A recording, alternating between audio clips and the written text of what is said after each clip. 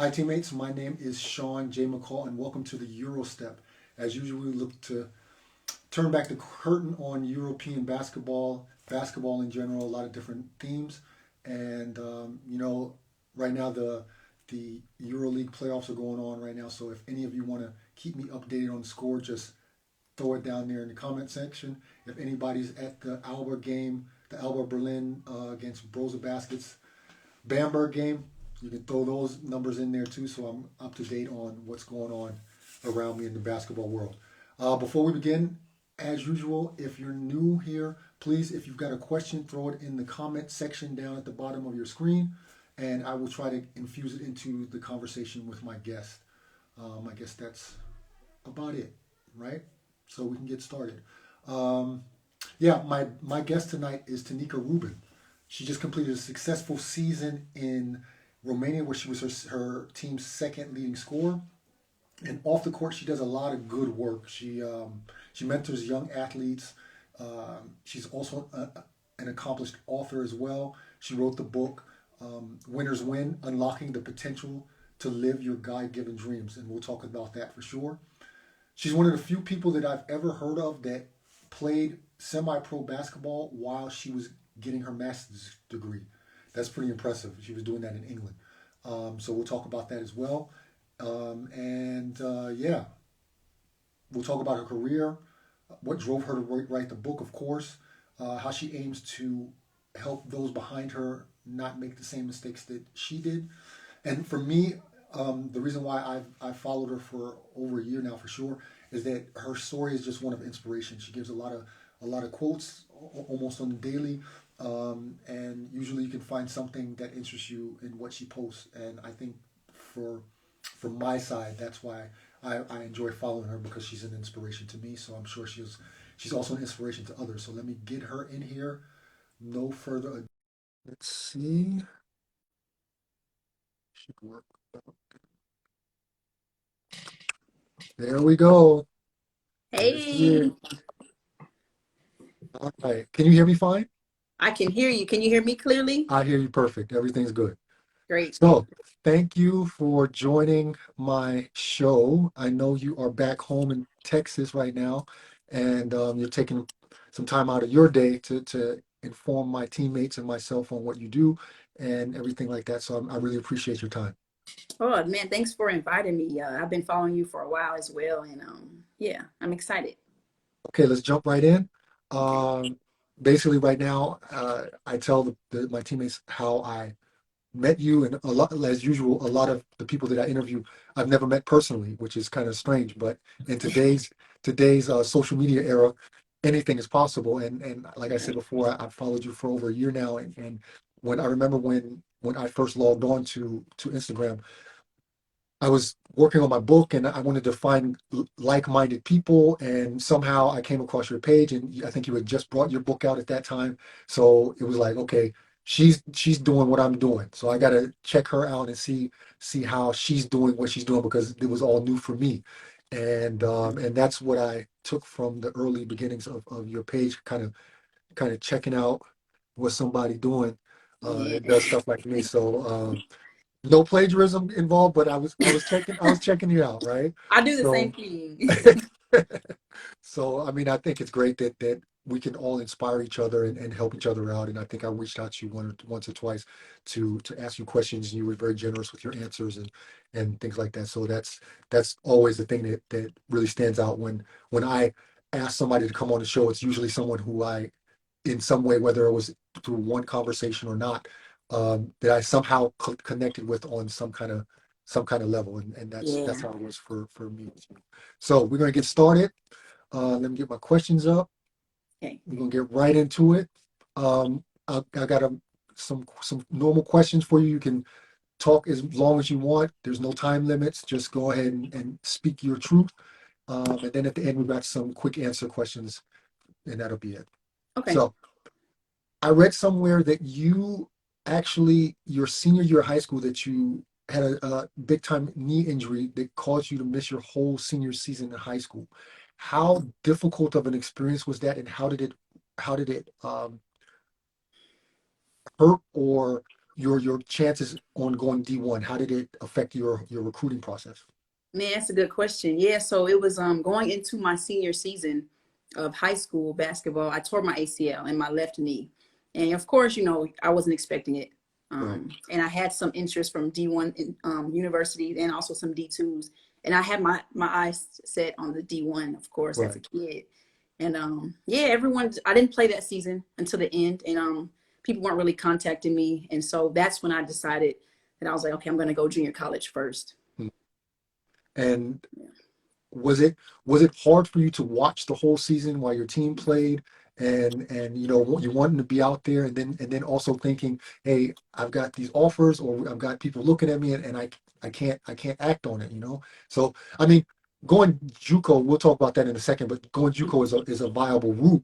But of course, when your whole life you think D1, D1, D1. So Yes. how badly did that affect you? It was like, in that moment, it was the worst thing that had ever happened to me. It was depression. I felt like my dreams that I had were not going to come to pass. And also I had that D1, D1, D1. And also the people around me weren't speaking about those other options as well. So I was thinking D1 or flop. And Right. also seeing my teammates possibly where I could have helped them in certain moments. It hurt a lot. Yeah. I can imagine. I mean, going, like I said before, going JUCO is a very viable route Mhm. that not a lot of people take seriously. I think Yeah. that JUCO is tough. I went to a JUCO when I left Arizona. I went to JUCO for a year, Okay. and JUCO builds character. It Absolutely. because everybody has that same goal, and everybody wants to go take the next step. So it can be at times ruthless. Can Hmm. definitely be ruthless, but it definitely will bring out some positive characteristics that you probably never saw in yourself. How was your JUCO experience? It's interesting that you said what you said. You said everybody wants to go to that next level, and I experienced that at one point, and then I also experienced the opposite. So I played JUCO for 2 seasons, and on one season I experienced that everyone was driving, trying to get to the next level, and then on the other side I experienced my teammates not being as focused as me. And so on both sides it was a challenge, but I had to make sure that I remembered what my goal was, and I had to stay focused. And I wasn't at a JUCO that had on campus dorm. So I lived in an apartment off campus with my older sister. So I could have been doing whatever it is I wanted to Yeah. do. But in order for me to stay focused, I had to remember that, you know. Like that's crazy that you lived off campus because I also, like I said, I went to JUCO and we were like a top team in the country. We had, I think, from our 12 players, I think 8 of them go D1. 8 of us went Oh D1 man. from my sophomore year. So I'm sorry. it was a very big arena. Like we had everything Yeah. made for us. It's basically a small D1. It Uh, sounds what junior college did you go to, and how was it as far as the overall school and basketball life for you there? whoo. So I went to Glendale Community College in Arizona. So in central Arizona, Phoenix, pretty much Phoenix, Arizona. And we weren't one of the top teams. And I had two options. I had an option to go to Glendale, which was a lower bracketed team, or I could have went to the number one or number two JUCO. And I chose Glendale because my thought was I can make a name here. I can kind of shine and then get to the next level. I didn't want to go to an already established program. And it was challenging. We had a good coaching staff, but we just didn't have the pieces and we didn't have too many resources. So it was a grind for sure. Um, how was it academically? Because a lot of people think, okay, if you go to a JUCO, they're just pushing you through, um, just so you can get out of there, get your associate's degree, and get out of there. You taking basket weaving 101, PE, so how was it for you in in a situation, or how was that school there? For me, I was fortunate to have a coach who actually cared about us getting Good. our degree and moving on that way. Yes, we did take a PE class, but it was like our basketball practice counted as a Right. We had elective. that as well. We had Oh, that as okay, well. so that was normal. Okay, so yeah, that was that, and then she made sure we took all of our classes as a coming in as an undergrad. Of course, you're going to take your core classes. You might take maths again. You'll take sciences, and so I got all those things done, and I'm fortunate to have that. So you didn't get a chance to go through the real recruiting period when you were a senior in high school. Correct. How was it different when you were a sophomore and you had to choose what school you would like to attend? How was the recruiting process then? As a sophomore, I can't even, I feel like going into my senior year, it was so traumatic that I don't even remember sophomore season as much. But I do remember getting those interest letters and then starting to go and do my research on schools. I had parents who were very involved. And so they were Good. like, okay, if this team sent you a letter, go ahead and check it out. Go see if this is something that you like. And yeah. So how many teams, do you remember how many teams recruited you? I don't even remember. I remember that I don't remember the number. I remember as a kid feeling like I was the one. I don't remember. I was in a small town and I was like, yeah, yeah, like I got the schools interested in me, but I don't remember the number. Were No. you, did you get the letters from your coach and you like open it up and like, oh man, Yeah. this is good. I like this right here, you know? Yeah, I you mean, see schools inviting you to camps and you're like, yeah, yeah, it's go time, yeah. of Okay. course, it's always good to feel wanted and loved, right? Yeah, for So sure. you ended up going to Florida A&M. Yes. What were your goals going into your then junior season at Mhm. Florida A&M? And did you exceed those for your junior season? How were your goals and did you exceed them? So my goal going in was to step on the floor as a leader immediately because I knew as a JUCO player going in, they expected that from me. They wanted me to start and contribute, especially on the offensive end because I'm a scorer. And I did exceed those goals. I met those goals. I don't think I exceeded them. And the reason why is because when I went to FAMU, it's a party school. Yes, And it is. I got there and it was a completely different environment than what I was used to. And it was like, man, there's so much fun. And while I was still focused, I wasn't focused as much. And I started to see my grades slip. And so I wasn't on the trajectory that I was leaving the junior college with that same, Focus. yeah, that focus, that tunnel vision. Yeah. What about your senior season? How did your senior season go? My junior season actually went better than my senior season. And the reason why we just had some team chemistry issues. My junior season, we were this collective, we were family, we looked out for each other, we had a really good relationship. The second season, we had some issues, and that reflected on everybody, and I think one of the things now that I really focus on when I go into a team is to make sure that I help the team chemistry because I see what that can do to players' individual, our Right. mindset, and our, what we bring to the table. Yeah, Were you disappointed with your senior season? absolutely. I absolutely was. Was it because of your personal goals or was it team goals that weren't reached? What was it that disappointed you?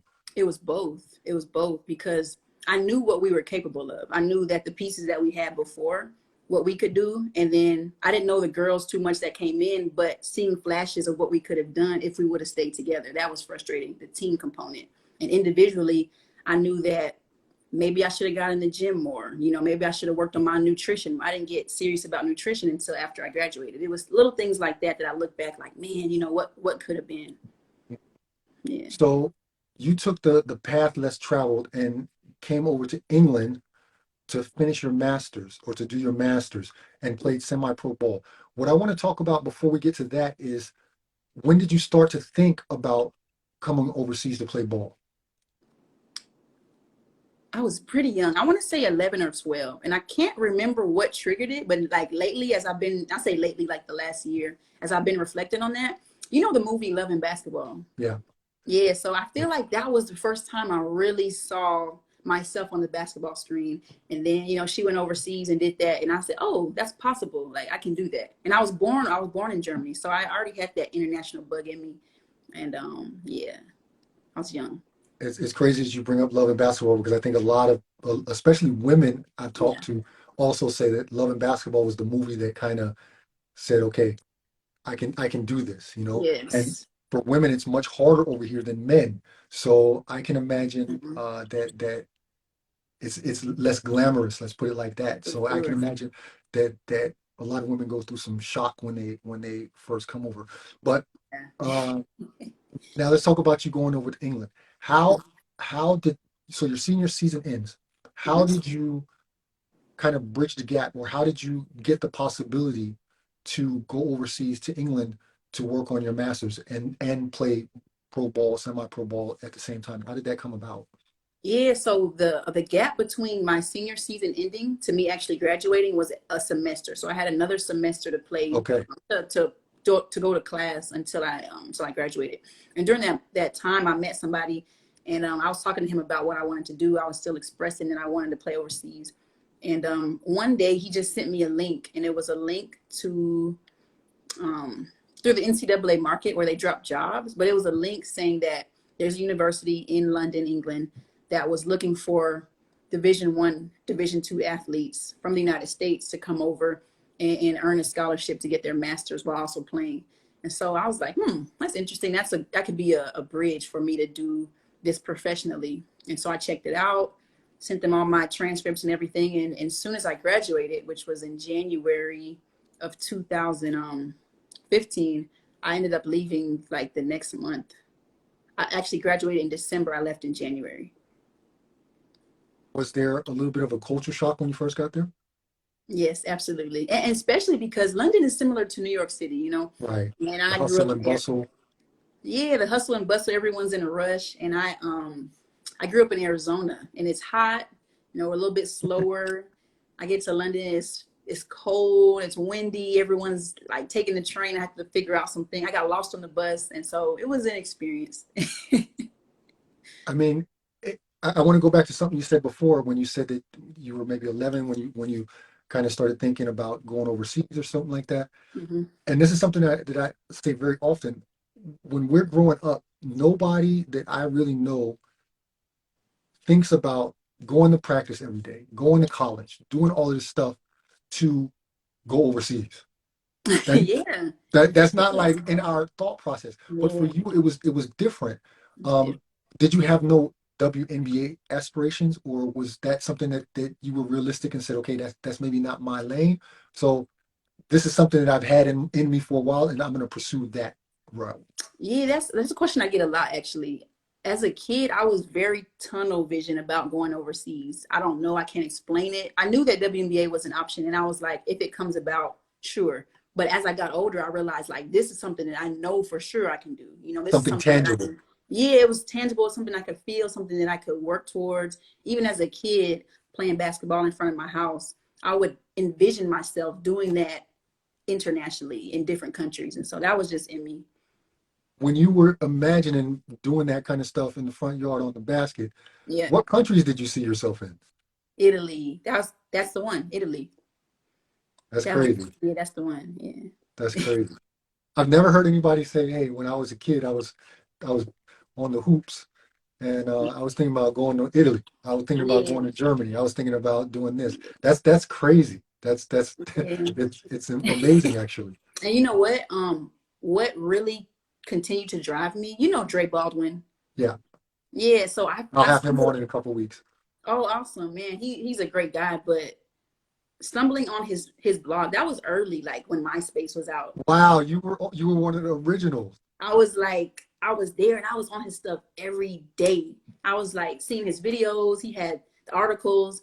How do you get overseas? How did he do it? What's it like when you go over there? And so I was already immersed in that. Like Wow, this is something I want before I even got to high school.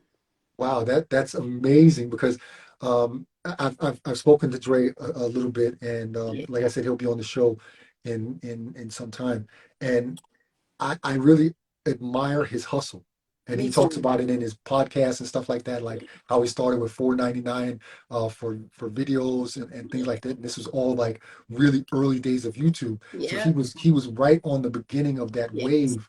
yeah, And it's crazy then to meet somebody that was actually on that first wave. yeah. That's pretty cool. I'm gonna for sure send him a portion of this video so he can see this. Sure. And I So spoke with him. yeah, I, did you go on his podcast or anything? yeah, I went on his podcast and I Cool. felt like a little kid. I was like, man, this is for real. I grew up watching you, so that was dope. That's pretty cool. That's Yeah. pretty cool. Hmm. Um, what was your life like when you got to England? Because you were doing your masters, you're playing a little bit. Um, how was your day to day? Hmm. My day to day it was very similar to, minus the resources. It was very similar to my day would be like as a student athlete at FAMU, except for my classes were at nighttime. And so I would get up, we did all our workouts and stuff in the morning. They gave us a trainer, did my training individual sessions. I think I did like 2 with them. Eventually, I joined the semi-pro team, Barking Abbey, and I did practice with them. And then I would do a practice with my other team, probably swap days. I think they didn't practice every day. And then at night, I had my classes, which were like 3 hours, hour and a half break, hour and a half, something like that. That's crazy. And was it difficult for you I mean, you had just come out of college, but was it difficult for you to be on your own, totally in a new country, and still manage to focus on your school? Because that's the reason why you were there, actually. And the basketball, was it difficult? It wasn't difficult. And I'm thankful for the people I met. I think that's why they helped me to assimilate myself a little bit. There were some Americans who were already there playing basketball and also playing different sports. There was one in particular. I don't know if you know her. Her name is Abiola. She used to play for Baylor, and she's Italian post player. As I was coming in, my beginning of my career, she was actually going out. And so she dropped so much wisdom on me. She took me around. She showed me how to use the transportation system. And she just gave me the game on how it goes. And I stayed in contact with her a little bit until after I did like my first contract. But she was the reason I think why it wasn't as difficult. It's always good to have an old head. Yes. Yes. It's good to have an old head. Um, what was your goal when you first started to think seriously about coming overseas to play? Okay, you knew you were going to go for your master's, you were going to do that. But besides that, after that, what was your goal for playing overseas? What drove you? Once I Or got to what still England. drives you, actually? Yeah, so once I got to England, it was like I got to get my foot in the door. So I knew at that moment, while I was getting that experience as Yeah. an over the international experience as a student, as a semi-pro, I was like, I don't have my foot in the door. I need to prove myself, really. I got to prove Okay. myself, and not just on the court, but like I'm big on being a good person. So I understand that if you're a good person and you treat people right and you show that you have character, you're going to work hard. Someone's going to plug you eventually. And so that was my goal. I was like, I get my foot in the door and then just play at the highest level that I can play. Just continue to get better, continue to push myself. That was that. So after you finish your master's, what happens after Finished that? my master's. I came home and my thing was, okay, it was a summertime. I'm going to use this summer. I was in contact with agents. I'm going to get a contract and then I'm going to be good. I came home, which is in Florida, and I injured my ankle so bad that I don't even think that I would have been ready if I would have got a look, but I didn't get a look. It was like a high ankle sprain. I was going to work out with Montverde High School in Florida. It's a Yeah, preparatory so school. prep, yeah. Yeah, I was working with the girls and I injured myself. And then I struggled for the next year and a half. And it was like, man, I couldn't get a look, I had an agent. They couldn't get me a contract. It was very challenging to decide, is this what I want to do? Do I want to keep going, or should I use these 2 degrees I have and go do something else? But I decided to keep going. Yeah. What drove you to keep going? Because of course, after a year and a half setback, the longer you're out of the game, the harder it is to get back into it. Yeah. Before I asked actually that first question, what did you do in that year and a half where you say you kind of struggled? What was your focus and what were you doing to keep yourself fit? Did you work a Mhm. 9 to 5? Like what were you doing to live and still keep the dream alive? Man, I was at my parents' house, so they have a house in Florida, and I was working out every single day. I was working out every single day. I took these little jobs just to make sure I was good there. But I went to workouts every day. I went to some combines, some showcases in Atlanta. I did a California one. I went to a few different ones. But it was really challenging because it's like every day you get up and you do your work, but you don't know if it's gonna lead to something. There's no guarantee. There's No absolutely no guarantee. guarantee if you go to a combine, if you go to a summer league somewhere. Yeah. That you'll get a job out of it. There's too many There's factors involved. no. I'm Yeah. glad you brought it up about the combines because I never went to a combine myself, Hmm. but I can imagine that that it's very cutthroat, and of course Ooh. it's kind of like everybody has that same goal. They want to shine, and I don't know if combines are worth it. That's kind of my thing from the outside looking in because I've never attended one, but Yeah. I think it's extremely hard, especially if you're in America, Hmm. to trust a combine without knowing if they really have the contacts that they say that they have.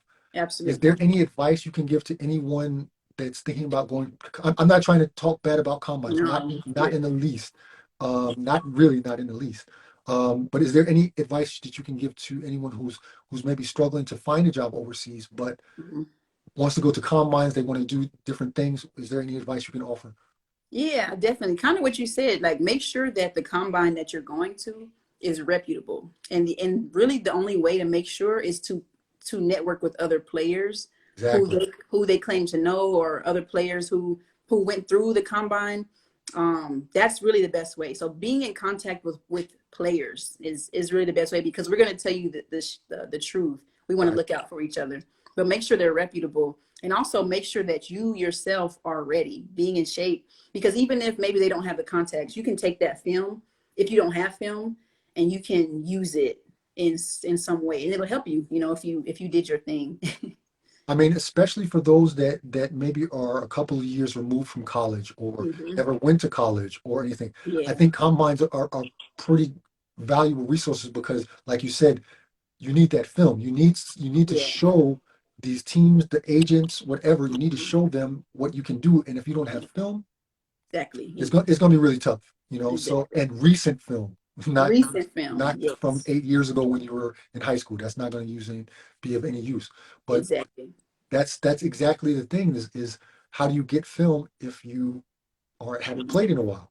So that's Exactly. for that. I think those combines are really good for people Yes. who've been out of school for a year or never went to college or Hmm. feel they need to brush up on their Yeah. video material. I agree. I agree. For that purpose, it's valuable. But of course, like I said, it's nothing is guaranteed, and No. you're gonna.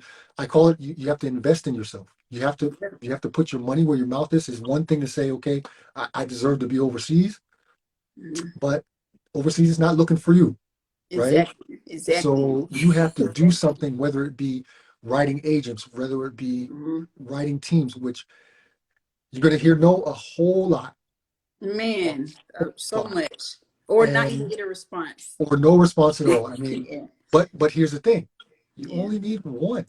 You That's only it. need one to That's believe in you. it. And if you don't put in that work, they're not coming to 24-hour fitness to see if there's Right. some diamond in the rough. You've got to be proactive. And Hmm. that's what I think a lot of people don't really understand. They think that okay, I played so and so, I played there, um, they're gonna find me. Yeah. It's not too likely these days. But No, it's not. also what you said was a really good point was that if you go to these combines, these summer leagues, whatever, how to make sure that it's reputable. Hmm. I mean, social media these days, you can reach anybody.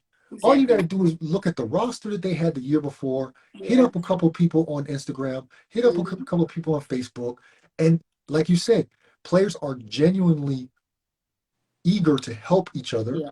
For but sure. they're not going to come to you. You have to find them. And if you Yes. don't do your due diligence, you'll never know. Yeah. So after you go, you have your year and a half break. Hmm. How did you make it overseas? I know where you went. What was your next step? Um. So I'll say this. I was at a point, I was so frustrated that I was like this close to saying, you Right. know what, this is not going to work. But I'll say the before I went overseas, the last 6 months before, this trainer had met me, and I saw him outside. I was hooping, and he was like, you know what? The Lord told me to train you for free. He said, the next person I get, I'm going to train for free. Um, but don't waste my time. That's what he said. And I was like, Okay. So anyways, that's next 6 months. He pushed me, he pushed me, he pushed me. He said, Tanika, you got to keep looking for the next, the next tryout or the next combine, something like that. And that morning that we were supposed to be meeting, I was like, man, let me just look up something so I can just give to him. So I Googled something. I forgot what I Googled. And I found Euro Pro Basket. And that's where I decided to go, which is it's not a combine. It's a basketball academy, and it's in Spain. It's in Valencia, Spain. And I had to save up some money and get some money together. It's not cheap. It's not cheap. I had to get help from people, and I had to humble myself and ask people for help.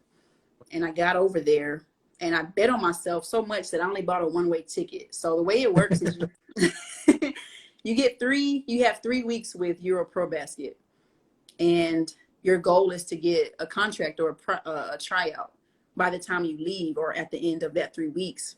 And so I get over there with my one-way ticket, and I'm like, this is it. I'm going to get something. And what happened was I met the owners. I met Brad and his wife, and I ended up getting a tryout in 3 days. And it was, that's what it was. Really got a tryout in 3 days. 3 days. Yeah. Me and 2 other girls, we left the 3rd day. Are you serious? Dead serious. Yeah. I went to Portugal. 2 girls went to Portugal. So me and another girl went to Portugal. And then the 3rd girl, who I'm still in contact with, we have the same agent now, actually. She went to Lithuania. Wow. Yeah. That's crazy. It is crazy. I mean, I know about Europro Basket actually, and I'm going there next month to nice. I'm going to work the summer league there with Brad, and Awesome. we've been in contact for a while. He also went to my college years after me, and so I know what they do out there, and that's why I'm kind of putting my name with them, because I really believe in what they do, that they're doing it for the right reason. Yes. Now, like I said before, it ain't cheap. No. It is not cheap to bet on yourself. No. But where I see the advantage to going to Europro Basket in Valencia, or I know there's one in Madrid or something like that, is that you are actually where you want to be. Exactly. That's the advantage over maybe some kind of combine in the States, because you have no control over who's going to see you. Absolutely. Exactly. At least if you're in Europe, you never know what happens. Like it happened for you. 3 days, gone. Somebody breaks their leg. I wouldn't wish that on anyone. Someone breaks their leg, they need a replacement, and they need somebody there fast. You're already there. It's easy for you to just hop on a plane, get over there, show what you can do, and get a contract. But if compare that to the States, you play in the combine, you get your film, but the flow of information as to who's looking at you, who's maybe not looking at you, is probably very limited. And that's where I see the advantage to Europro Basket or companies like them overseas, that you have a little bit more of a realistic chance. Now, as I said before, it ain't cheap. It ain't cheap. You're going to have to dig deep and save and do things like that. But from what I can tell, and that's why I'm going there next month, from what I can tell, that's a really good program. And I mean, based on what you just said, after 3 days, I mean, it doesn't get any better than that. It doesn't. Actually, it kind of does, because Brad stayed in my life. That was the thing that sold me. Like, and so I just kept sending people, like, if you want a place, if you were in the boat that I was in and you're trying to get a contract, but nobody's really looking at you, go check them out. And he helped me with my next 3 contracts, and not even as an agent. So he wasn't even getting paid. Collected, right? Exactly. He was just like, I believe in her, so I'm gonna, help her out. That's pretty cool, man, because of course agencies, they want their money, right? So they're only going to take you on if they think that you can make them money. That's the reality of it. Nothing wrong with that. It's a legitimate business. It's not something shady. Right, exactly. Of course, there are some shady agents, but there are also some very, very, very good ones. But of course, if you go to a summer league like Europro Basket or their kind of academy style thing, what they have, there's still no guarantee. There's still no guarantee that you'll get a job. You're betting on yourself, and you're putting your money where your mouth is. Yeah. And that's what it's all about. And at least then you can say, I did everything in my power. Yeah. Maybe it just wasn't meant for me to do, and I can move on. Yeah, exactly. So your first job after you left Europro Basket was where? It was in in Portugal. I Portugal. went to Lisbon. Yeah. How Carnido. was how was it to know that now you will be playing as a professional? This is your job now. Was it Yeah. a Of course basketball is basketball everywhere in the world, but Right. how was it for you to feel like, hey, I'm about to pull a check for doing something I would do for free? Yeah, it was a great feeling because like I said before, my goal, I was trying to get my foot in the door. And so once I knew my foot it was in the door, it wasn't the best contract, but my foot was in the door. And I was like, okay, I got to do my job here because I know next season it'll get better. And then next season it'll get better. And then, I just had a Lego mindset. I'm building on this foundation. I just got to keep building. That's an important point because sometimes, especially when you first come over, you're not going to be making the kind of money what Yeah, people that have been over here for years are making. It's going to be exactly. probably a very low contract for Hmm. some people. Yeah. So you kind of have to take what you can get until you Hmm. can bust the door down and really show Yes. where to improve. Um, what was it like playing on a contract that wasn't the greatest, where you probably thought, hey, I can make more. I've got 2 degrees. I got my master's. I can go home and make way more money than Yeah. what I'm getting right now. How was it for you to know that you have that in your back pocket, but this is your passion? You want to play, and you're not making the greatest amount of money, but you're doing what you love to do. Was it a big factor that this is just your passion? That was the only factor, It was like I could have been frustrated about the money or frustrated about the living conditions, but I had just a year and a half where I was humbled. I was completely Right. humbled. And I thank God for that because the attitude I came in with was I waited for this, I worked for this, and I'm gonna get it. Regardless of what it looks like around me, who's complaining about what's going on around me, I'm just gonna get it. And so yeah, I was ready. So you've played in Portugal, Spain, and Romania. Anywhere else did I miss? No, I played Portugal twice, so that Okay. was the other year. How do those leagues that you've played in, how do they differ and how are they kind of the same? Um, okay, so when I was in Spain, I was actually in the third division. And Mhm. so that one was like so easy. And it was actually very boring. It was very boring. We were undefeated and COVID stopped it. So that was my second season. And then I went back to Portugal for I went back to the first division of Portugal after that. And then Romania. And Romania and Portugal are actually in playing competition wise, it's pretty similar. People would say that Portugal is a little lower, but maybe in pay it's lower for in my experience than Romania. But there's a lot of talent in Portugal. There's a lot of talent in Romania. Um, so yeah, Spain though, I did get a chance to see the first division play. The WNBA players out there, and I was like, man, that's a dream. That's a dream of mine. And I'm gonna keep building towards that. But I got to see different levels so far, and we'll see what happens next season. What was what was it about overseas basketball what you thought, wow, this is much different than back home? So much different, especially FAMU. When I went to FAMU, it was a lot of run and gun, a lot of who's the most athletic player on the floor. Not too much IQ. I'm going to be honest. Not so much IQ. Not a lot of tactical things going on. We're not learning a lot about all of the different options out of the pick and roll. Even some of the terms that I learned overseas, I didn't know it in college. I learned a lot when I got overseas. Like I didn't even know what a Spanish pick and roll was. I got to Portugal, and one of the first plays, he was like, "Okay, in this play we have a Spanish pick and roll," and I'm like, what's the Spanish finger roll? Of course, I've seen that motion before, but the The terminology, terminology, right? I learned a lot of terminology that I brought back to the States with me. You know. Okay, just a second. I want to make sure I remind the viewers, teammates, if you have any questions for my guests, please throw it in the comments and I will get them in. Maybe I'm answering or she's answering all your questions, but Mhm. if there's anything that you haven't heard yet, then please do so. So now you're officially a vet now, right? So Yeah, I what's guess so. something Wow. what's something that you wish you would have known when you were coming out of college that you know now that you wish you could have told yourself? Um,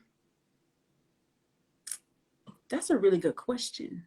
Something that I wish that I would have told myself is to okay, I got one. Your teammates are very, very important. Not the American ones, yes, but I'm talking about your local teammates. You have to Yes. be in relationship with them. Like, you know, Yes. that's your new family for the next 8 months. Now I know that concept, and I do that, communicate with them now. But in the beginning, it's really easy to be standoffish. It's really easy to be like, you know what, I'm here to Right. grind it out and get to the next thing. And that's insensitive. When you think about it, it's like very insensitive. And you're here and they're here, they're accommodating you or whatever. And for them, for us, it can be difficult to move in and out of different countries and contracts. But for them, you know, they're building a relationship with you, and then you leave and they get a new player.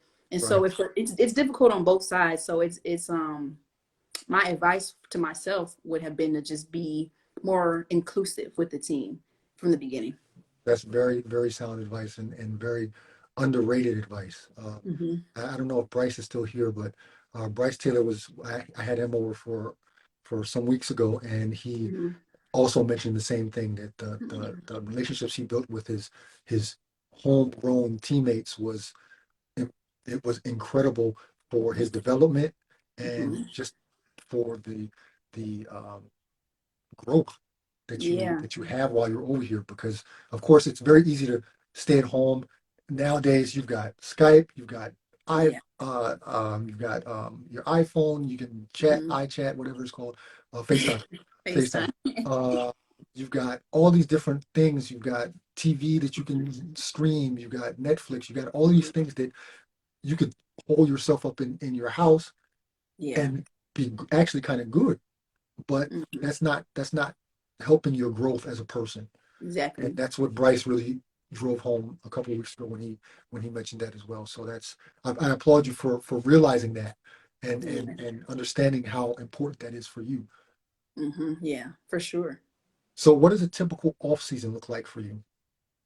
A typical off season. Oh man. So every summer I try to give back to the youth. I love working with youth because I think about the type of person I needed when I was growing up, right? And so the last 2 summers, I went to a recreational camp. It's in Pennsylvania. It's called Camp Starlight. But this summer, I'm actually working with Hoopers, which is, man, it's close to my heart. So I'm working with the AAU team. I'm actually in Texas, Central Texas, working with House for Hoops, AAU team out here, and we're traveling, working with the girls, doing training sessions, practicing, and of course, I work on my game. But giving back to the youth is huge, and seeing kids accomplish something that they want to accomplish. Even the little things that they're like, man, I want to be able to do this on the floor, and you drill it with them, and then seeing them do it in the game, like that's everything to me. I mean, Um, I worked with pros and with youth, and of course, when you work with pros, pros think they know everything. It's so hard to yeah, correct a pro. We all think our shit don't stink and that we know everything, right? So right. it can be very difficult to work with pros at times, Mm-hmm. especially when you want to try to change something, Yes, I'm right? sure. But of course, youth players they soak it up like a sponge and Yep. they listen. And Yeah. the best thing about working with youth basketball, I mean, I also work in a school as well and as an educator, and it's very similar. It's amazing for you to drill something home to one of these players and Mm-hmm. then them actually use it in a game Yes. and it Yes. clicks for them. Yes. And that is such a great moment to of satisfaction. And I think that's the greatest thing about working with youth, because you can see what you put into it is an Yeah. exact and almost carbon copy of how they develop. So Yeah. it's on Exactly. you to develop these kids, and Exactly. it's not about AAU system and all this stuff and uh, Mm-hmm. all the stuff that's going on in the States right now that I'm glad I'm not a part of. But Yeah. it's really about the kids and their development, and you see the Mm-hmm. joy that they have when they use that move in a game, and they come back and say, Yes. "Did you see that? Did you see that?" Yeah. So that's why I think coaching youth basketball is incredible, Yeah. It's awesome to see their confidence grow. Yeah. right? And so you talked about it about like wanting to give back. Why is it so important for you? Why do you think it's so important for you that will to want to give back, besides the fact that you want to help someone? It started for me when I was in junior college, actually. I didn't care anything about giving back at that point. And then there was this moment where I was getting ready to go to practice, or I was coming back from practice, one of the two, and I had got to my apartment, and I typically don't talk to people when when I was walking to my apartment, because I lived by myself, or my sister at that moment. So I'm just trying to stay to myself. But there was a little kid, and he had like his basketball clothes on, right?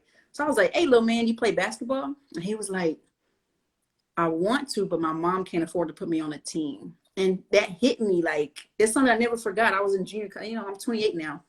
And at that moment, I was like, I've been very fortunate. I was privileged. My parents could give me everything I wanted as far as basketball, gave me shoes. I was able to go to these camps and everything that I didn't think twice about. And so for a kid to not be able to do that, but he wants to do it, it stuck with me. And so I've always wanted to be in a space where I could help a child out. That's dope. And you'll always remember that kid. Always. Yeah. So now let's talk about your book, Winners Win. Okay. What was your inspiration behind writing it? And were you pleased with the outcome? Yeah, man, my inspiration, I'm a writer. I never decided, I never was like, I want to write a book. That wasn't my aspiration growing up, but I've always liked to write things down. I like to journal. I like to expound on paper about things that I'm thinking about. And when I was in Portugal the first season, I did a little bit of that, but not a whole lot. But I felt like I should have been writing more. But when I got back home that summer, it was just like I don't know, you call it a burden. Like, it was like, man, I got to write a book. I have Kind of an so, epiphany. yeah, it was like that, and I was like, I have so much to share with somebody who's coming behind me. That was the thought. And I was like, okay, what's the book going to be about? And I just started to jot things down and kind of formulate an outline about, how the thoughts could flow, or what the topic would be about, the main focus of the book. And then I just started writing. Well, I looked up how to write a book first, several times. Of course, I I did did too. several times. But then from that, it gave me ideas. Okay, how can I focus this? Because I have a lot of thoughts. How can I focus this? And I was pleased with the outcome. It eventually came out, not that summer, the next year I was in Spain.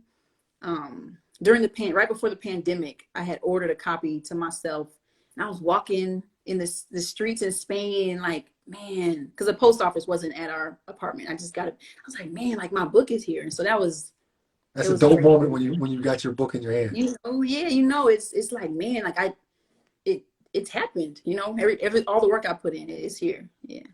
I'm interested to know, as an author, how long did it take you from when you said, okay, I'm going to write it, to hitting that button, send, it's out of my hands now? Okay. So that summer I started. So I'm going to say June. I'll say from June until I published it. Is that what you're asking? Yeah, well, when you sent it off, like, okay, now it's done. Let's say 8 months, 9 months, something like that. Yeah, let's say that, because it wasn't quite a whole year. It was right before the pandemic, right before the season ended. So yeah, 8, 9 months. Um, Obviously, like I said before, you're an inspiration to people that are around you, and for sure, a lot of people that don't even know, that you don't even know, that are just watching you, right? So, Awesome. who was your inspiration growing up? My inspiration growing up, I have a few, but Reel them off. ring them off. I'll start with my parents. Man, my parents were like, man, they were just an example of excellence for me. That was like, if I want to move in excellence, I'm just gonna, I'm gonna do what they do. They were disciplined in what they did. I had a basketball coach, Coach Trish. She was my high school coach, and she went overseas. She was actually the first person I met that played basketball overseas, and she was a woman.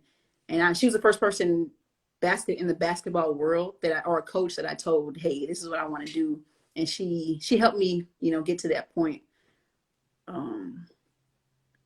Coach Mack. Coach Mack was a trainer that I had. These are just people who pushed me. I had teachers. I was a kid who got in trouble a lot. I was always in trouble because I would talk a lot, or sometimes I was a little disrespectful. But I saw people who just was like, you know what, I see her potential, and I'm just gonna, help mold and shape her, mold and shape her, because, we just see You see where, something. where she You see needs something. help. She's not a lost cause. And so I'm thankful for all the teachers and coaches who helped me.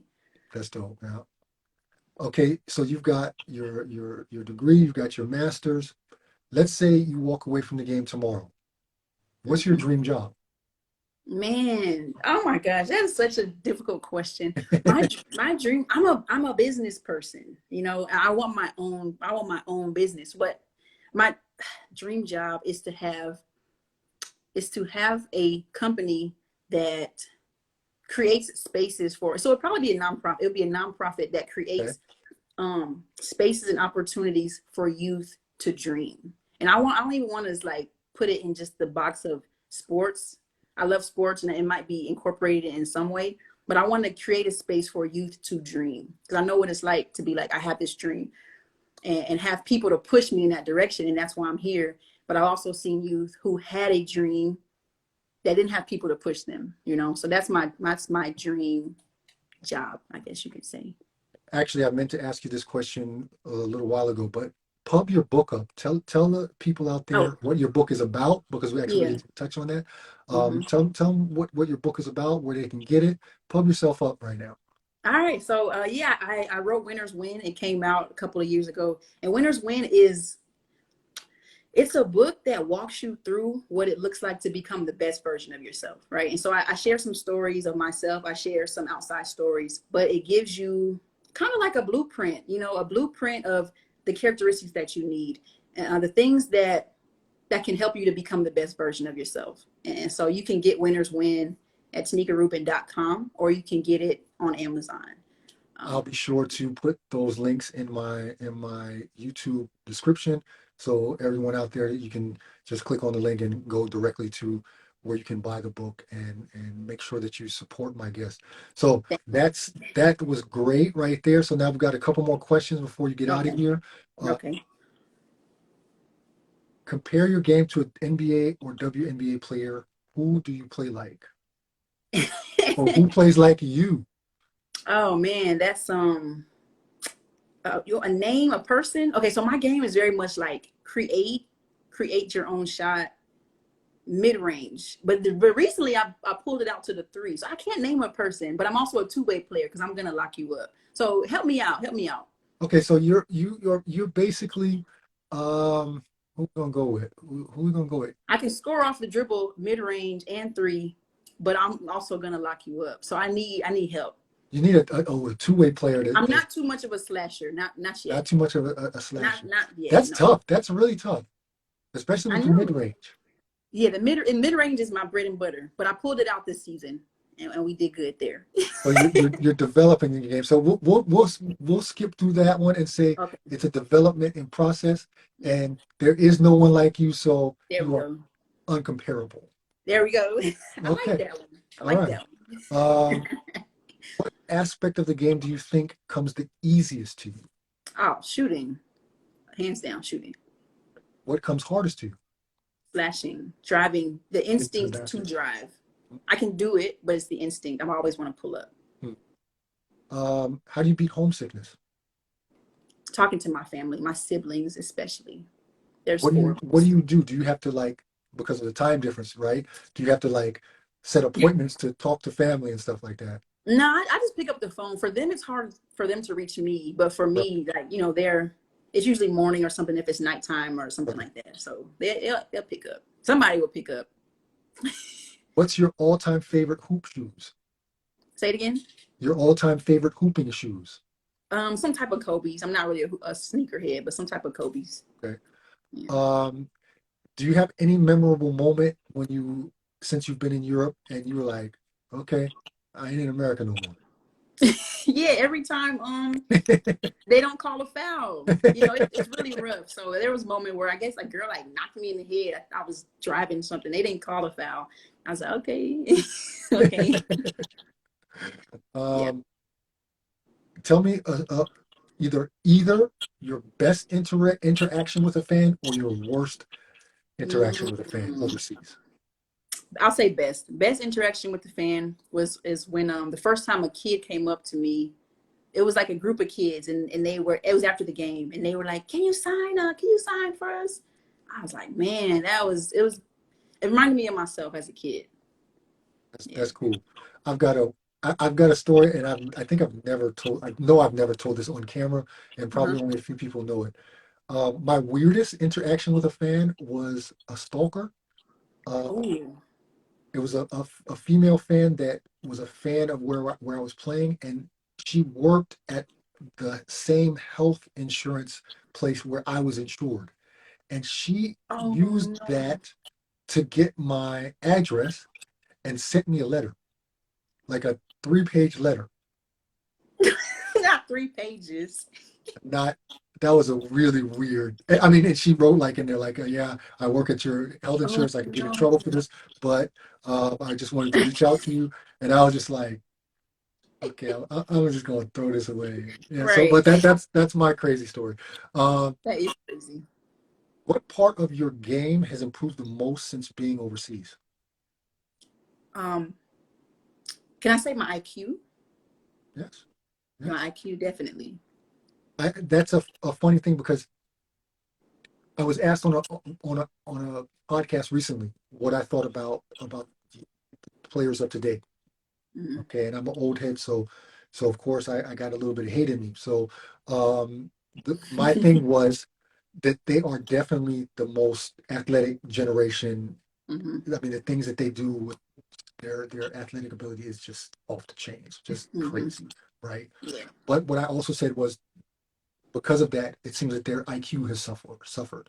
If Yes. sometimes if you're not as gifted athletically, then you have to use your Okay. brain more. And it's Yeah. also like that as you get older. So I'll Yep. throw this out there to you. Yeah. As you get older, uh, the game changes for you. You read the game Yes. much easier because you Yes. don't have that athletic talent to go back on. Mm-hmm. So the point that I made during that discussion was that yeah, you see guys working out at the gym. They've got personal trainers, they've got athletic trainers, they've got a guy that works them out every day. They're posting all of that. Mm-hmm. I don't see nobody sitting there like looking at a video of how they played or Yeah. watching someone else and taking notes or Exactly. seeing how they can play a pick and roll a certain way, Mm-hmm. how defenders do against them, things like that. Yeah. I don't see them breaking down film. It Yeah. could be there could be some that do it, but because they're so talented, gifted, and Mm-hmm. amazing with their physical abilities, it seems like that IQ thing is going Yeah. by the wayside. And to For tell you the sure. truth, I have quite a few friends that are coaches professionally and in college, Mm-hmm. and they all say the same thing. So it's Wow. not just me; it's really, Yes. but of course there are exceptions. I don't want to put a blanket on Yeah. everybody and say that players of today are dumb. That's not the Mm-hmm. case at all. But Right. but I think that's something that if you play overseas long enough, you Mm-hmm. realize that what you knew in America is much, much different. Much, much It's different. much. Yeah. It's different. Okay, last one. Do you have a significance with your jersey number? I do actually. Let's I'm hear it. number 30. Yeah, I'm number 32. And it started when I was younger. My dad played football. He played football and his number was 32. And then he's the one who got me into the game. And then I started watching Shaq and he was just so dynamic. As a kid, I was like, man, look at him doing all this stuff. He was 32. And then my brother, he started playing football and he was 32. And so it's a special number. So it's kind of run in the family. Yeah. I can associate with that because Yeah. number 7 was my jersey number mostly when I was overseas. Actually, I wore 32 in college, so I'm feeling Okay. you with the 32. But Okay. overseas, I was the most.